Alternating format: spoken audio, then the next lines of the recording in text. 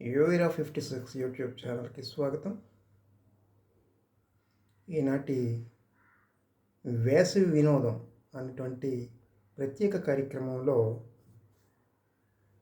వేదాలు, వాటి ప్రాముఖ్యత గురించి తెలుసుకుంటున్నాం.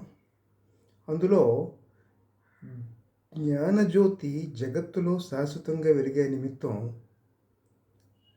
4 వర్ణాలను సృష్టించారు భగవంతుడు. అవి ఏంటి అంటే సామాజిక ధర్మం, విశ్వధర్మం, ఈశ్వర ధర్మం సక్రంగా పరిపాలించేందుకు 4 వర్ణాలను సృష్టించారు. ఈ 4 వర్ణాలు ఏమిటంటే బ్రాహ్మణ, క్షత్రియ, వైశ్య, శూద్ర అనేటువంటి 4 వర్ణాలు.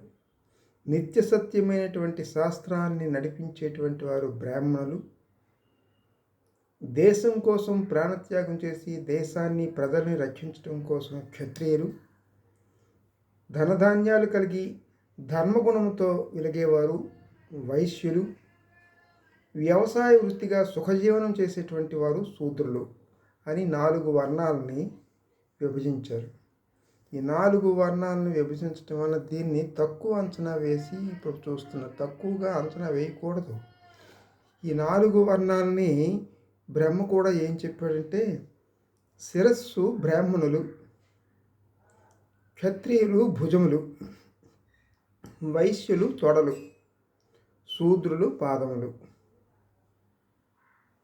అంటే మన శరీరంలో 4 భాగాలను చేసి 4 భాగాల్లో శిరస్సుని బ్రాహ్మణులుగా చేసుకున్నారు.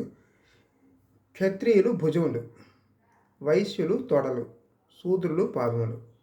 ధర్మ సంరక్షణార్థం, ధర్మ రక్షణ కోసం ఈ 4 తమ కర్తవ్యాలు నిర్వర్తించాలి అన్నటువంటి సూత్రాన్ని నిరూపించారు శ్రీకృష్ణ భగవానుడు.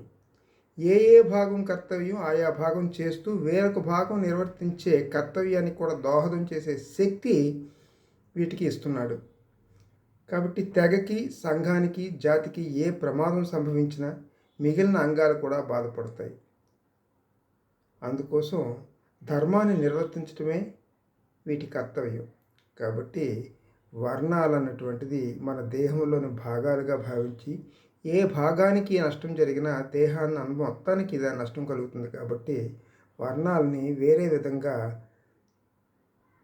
పరిగణించరాదు. Thank you.